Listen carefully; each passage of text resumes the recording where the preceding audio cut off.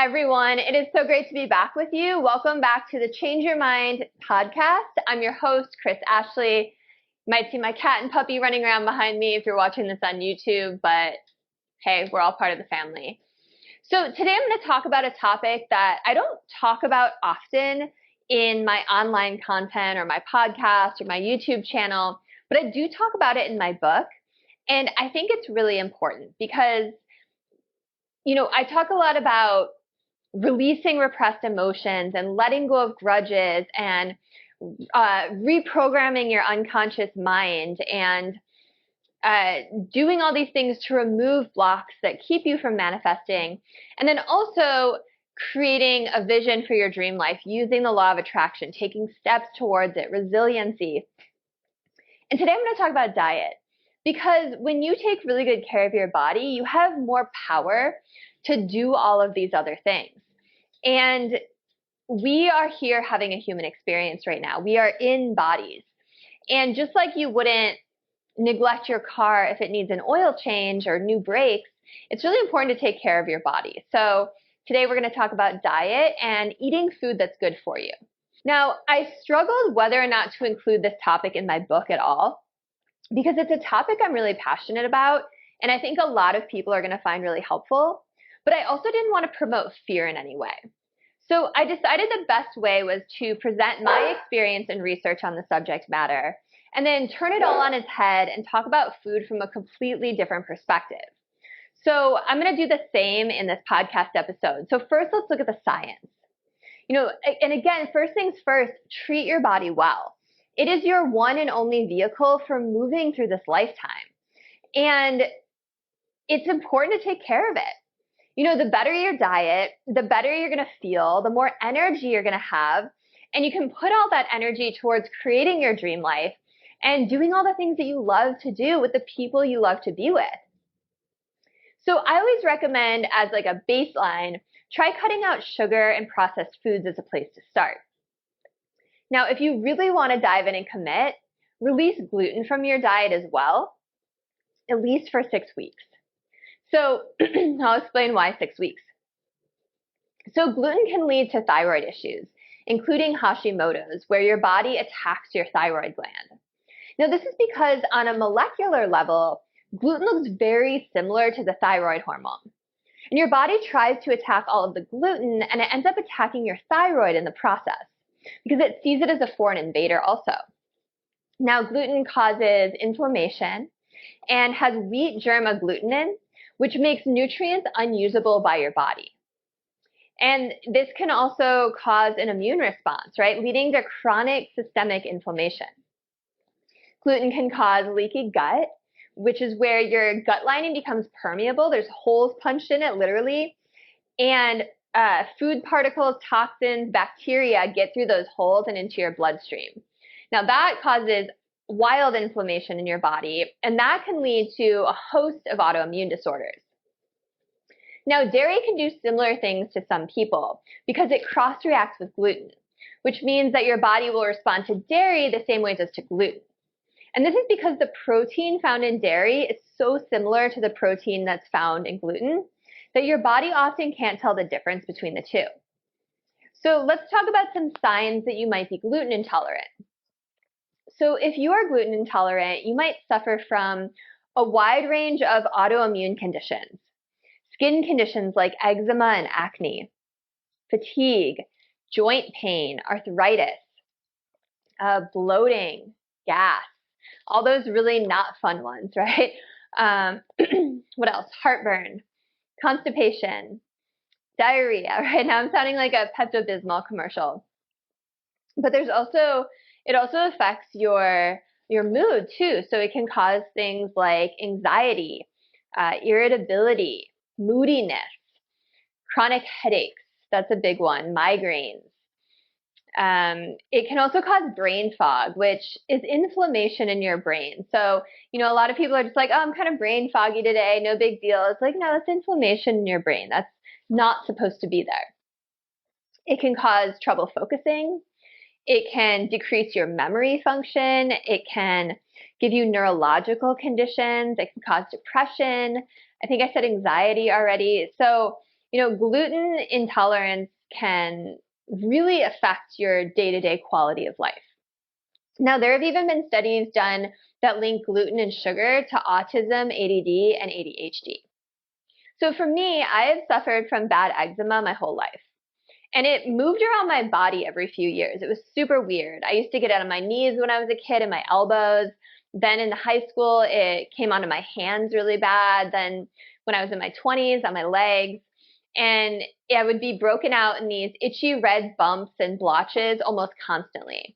And I grew up in Chicago, and there were really harsh winters, and that just amplified all these irritations.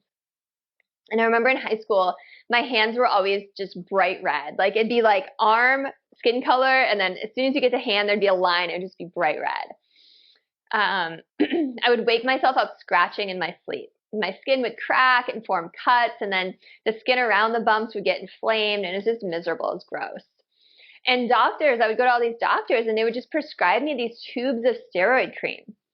And for well over a decade, I was just slathering my body in steroid cream every single day. And the steroids kind of worked like a Band-Aid. Like they kept the itchiness at bay and the inflammation at bay, but they never got rid of the eczema. Like as soon as I stopped using the steroids, the eczema would just flare up again. And then when I was in my mid-20s, the book Wheat Belly by Dr. William Davis came out and just became this sensation. You probably heard of it. And that was really the first time that I learned about the perils of gluten. Now, the book focused mostly on how eliminating gluten from your diet can cause you to lose weight, right? Think wheat belly instead of beer belly. But there were just a few lines in there that I honed in on about how gluten can affect your skin and cause things like eczema. So I decided to cut gluten out. And I'm not going to lie to you, it was freaking terrible at first. I went through all these withdrawals and cravings. It acts like a drug in your body. So I was super moody, I was lethargic, I had really bad brain fog, and I had insane cravings. I just wanted all the bready things like bagels and pasta and cake and noodles, and it's like all I wanted. It was like torment.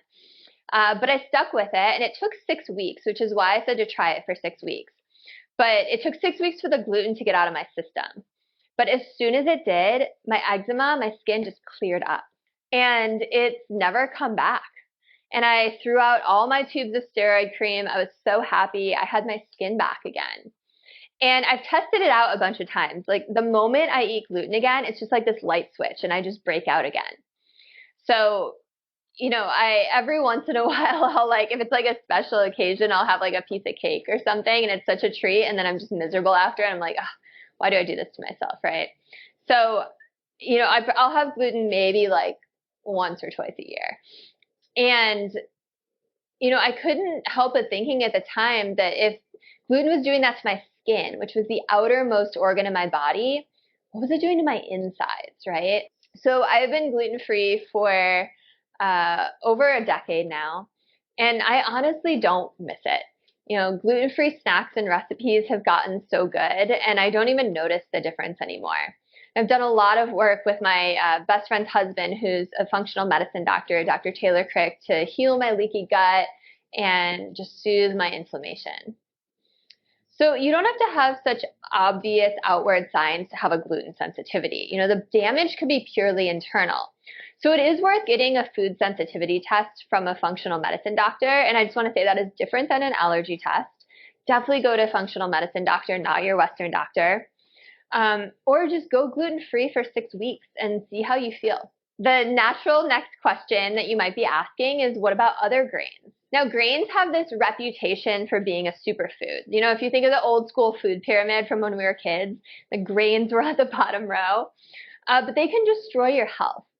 And plants like grains don't want to be eaten, surprise. So they've developed a defense system called lectins to protect themselves. Now, lectins can cause inflammation, they can cause leaky gut, they can cause weight gain, they can cause excessive hunger in human beings. Sometimes those lectins can prevent your body from absorbing nutrients, which leads to malnutrition. Other sources of lectins are considered very, very toxic, and you can't eat them at all. So legumes like beans, lentils, peas, peanuts, soybeans also have a very high amount of lectins. And grains not only contain lectins, but they also have enzyme inhibitors. which makes it difficult for your body to break down food. They contain phytic acid, which are anti-nutrients, and those bind to minerals in your body and make them unstable. Grains have amylose, which is the sugar that's found in them that will spike your blood sugar. We'll talk about sugar in a moment. And they have omega-6 fatty acids, which are highly, highly inflammatory when they're out of balance with omega-3s, which is why it's really good to take an omega-3 fish oil supplement. So to me, it's just not worth it. I don't really eat grains very often. I personally follow a paleo diet. And again, I work closely with my friend, Dr. Taylor Crick, to see where my labs are at on a regular basis. So I take a lot of supplements to keep my labs at optimal levels. But it's important if you're going to take supplements that you get your levels tested so you're not over supplementing or under supplementing and you're taking the right balance. Because certain, if you're going to take vitamin D, you always have to take vitamin K with it. And, if you're going to take iron, you should take vitamin C with it. So there's just little things like that. You have to know what you're doing, and it helps to work with a professional. I've found that the best thing to do is eat fresh, clean, whole food whenever possible. Like plenty of organic vegetables, some organic fruit, but not too much because it's high in blood sugar, or it's high in sugar, not blood sugar. Spike your blood sugar. Healthy fats like olive oil and avocado are great. Fats have this terrible reputation, but some fats are really, really good for you. And lots of filtered water. And if you are going to eat meat, you want grass-fed and finished meats and low mercury seafood. Now, if there's vegetarians listening to this and they're like, oh, meat, a lot of negative things that you hear about what meat can do to your body is talking about meat where the animal is grain-fed. Grain-fed meat is absolutely awful for you, while grass-fed meat is good for you. And if you must occasionally eat a small amount of grain, then I recommend making it a gluten-free grain and making sure it's a whole grain and not a refined grain. So whole grains contain the entire grain seed in their original proportions. So your body has to work to break them down, meaning they digest more slowly and they don't cause as big of a spike in your blood sugar. Taking a digestive enzyme with them can help even more. So if you're craving bread and you don't want gluten-free bread, you can try making your own sourdough, because sourdough contains lower amounts of gluten, lower levels of anti-nutrients, and more prebiotics. And it's going to rise naturally as opposed to containing quick yeast, which a lot of bread manufacturers use nowadays, and a lot of people can't tolerate. Some people think they're allergic to gluten, and it's just the yeast that's added into it. So I know I'm throwing a lot at you, but if you have to have one goal, then I suggest it be to balance out and stabilize your blood sugar. So eating foods high in sugar causes your body to respond with this rapid rise and then this dramatic fall in its blood sugar levels. So this roller coaster and just having high blood sugar in general can lead to inflammation, hormone disruption, and insulin resistance. So those three conditions can then lead to a host of other problems, such as trouble sleeping, trouble concentrating, increased fat storage, mental health and mood disorders, more food cravings, brain fog, susceptibility to illness, thyroid issues, and a lot more. And then chronic high blood glucose can lead to even more serious instances, such as heart disease and stroke, type 2 diabetes, high blood pressure, obesity, kidney disease, vision problems, nerve problems. Like, it gets pretty gnarly. And the other thing is sugar feeds things like cancer and bad bacteria and yeast in your gut. Essentially, every system in your body can be negatively impacted by sugar, but especially your gut microbiome, your endocrine system, and your nervous system. And your gut microbiome, by the way, helps regulate your mood and your immune system. So it's really important. Yeah, sugar can weaken your immune system too. Like, simply eating 75 grams of sugar can lower your immune response for up to 5 hours. So the goal is to maintain homeostasis, right, where you're on this smooth, even keel throughout the day, with blood sugar levels gently rising and then slowly lowering as you eat. You can invest in one of those glucose monitors where you can check each morning on an empty stomach. It's like your fasting blood sugar levels. I do that. I have one. You can just get them on Amazon. And you want to aim for a fasting blood sugar level, which is first thing in the morning before you've had anything to eat or drink. Aim for it in the 70s to 90s. And the good thing is if you're freaking out about your blood sugar, if you test it and it's higher, it changes constantly. So even if you do like a fast for a couple days or you're just really, really good and then test again, it's going to lower. It's one of those things in your body that you can really alter very, very quickly and see fast results. So if you love baking and you're feeling disheartened by all of this, try using almond flour or coconut flour, or you can use stevia as a sweetener since it won't spike your blood sugar. Like honestly, even a little bit of honey is better than sugar. And you also don't have to deprive yourself all the time, right? Moderation is key. I indulge in sweets every so often. And it's just about being mindful, right? Not just mindlessly stuffing your face with a bunch of crap. So all of this, if you follow this, it's going to make you feel like you have superpowers. You'll be buzzing with energy. You'll feel light. You'll feel satiated without feeling bloated or overstuffed. Wouldn't that feel nice? And then at the same time, you'll feel much more calm, much more clear-headed, because food is medicine. And you want to take care of your body. You want to feed it good fuel so that you feel good. Because when your body feels good, you have more power to manifest and focus on things that bring you joy. Now, you might get cravings at first if this type of diet is new to you, as gluten and sugar can both act like drugs in your body, like I mentioned, and put you into a state of withdrawal for several weeks. But if you stick with it, you'll notice that your cravings go away, your anxiety goes down, and your inflammation goes down, while your energy and vitality go up. So your body will be fed the right foods so that it can do what it's made to do and heal itself. Now, I know I've said this a few times, but I really recommend seeing a functional medicine doctor because functional medicine is different than traditional Western medicine in that it treats the root causes rather than the symptoms. So it's worth it to just get your labs checked routinely by a functional medicine doctor because they're going to test for a lot more than your traditional Western medicine doctor will. And then they'll come up with a personal diet and supplement plan for you.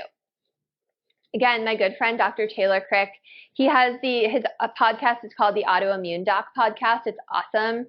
He sees clients from all over the country virtually, and he doesn't even charge you extra for your lab work. It's whatever he pays. He just charges you because he doesn't believe in hiking up the cost of lab work. So if you're interested in him, go check him out. He also owns Washington Wellness Center in Washington, Illinois. So now that I've said all of that, I'm going to seemingly contradict myself because the number one most important thing is this. Eat in ways that make you feel good, but out of self-love rather than fear. Because the way that you feel about yourself and the world is what's going to reflect in your body. So if you're choosing to not eat certain foods because you're afraid they're going to cause disease, you're doing it out of fear. And that fear will be much more harmful to you than that food ever could be. I was just today watching a TikTok, and it was some interview.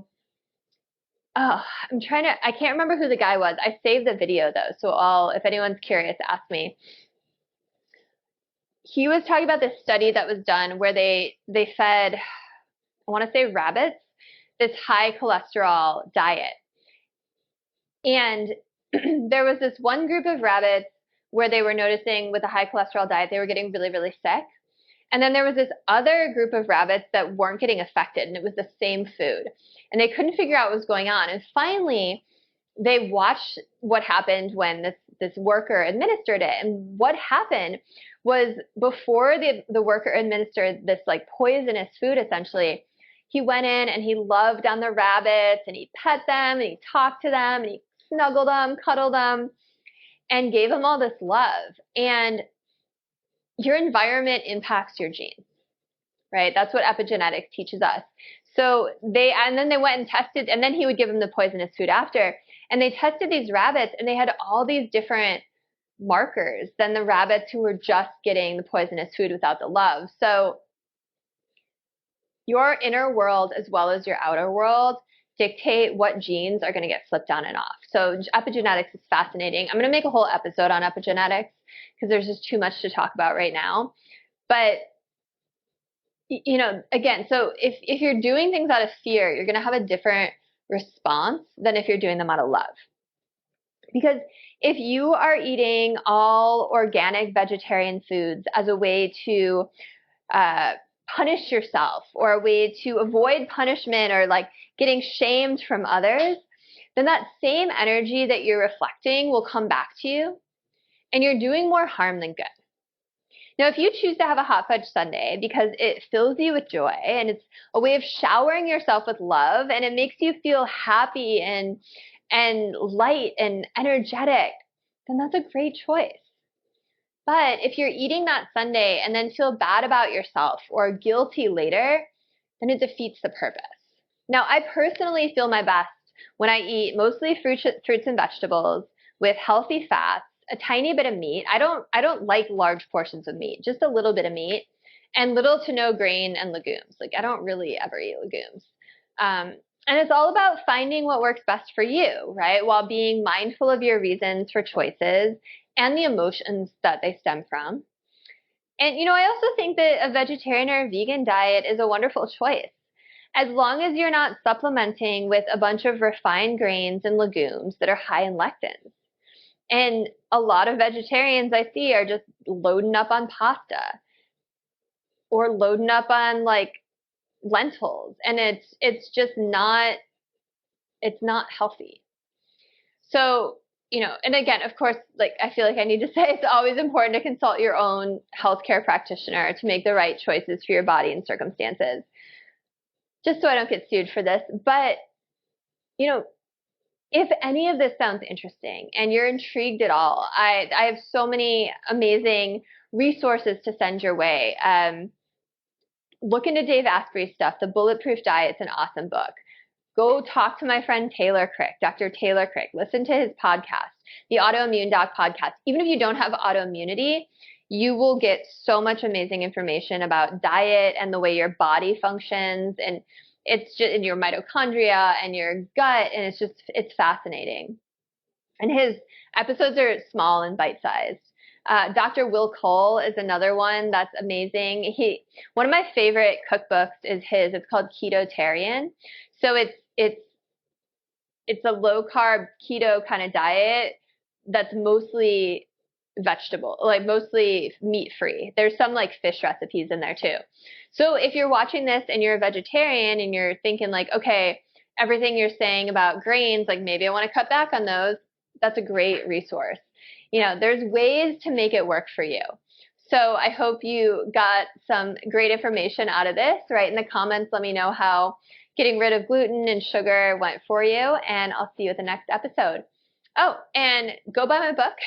It's called Change Your Mind to Change Your Reality. It's available in paperback, audiobook, ebook. It's on Amazon, Barnes & Noble, Walmart, Apple Books, Google Books, Books A Million. It's all over the place. Let's see what else. Follow me. I'm at Change Your Mind with Chris pretty much everywhere, and I can't wait to connect with you. I'll see you all soon.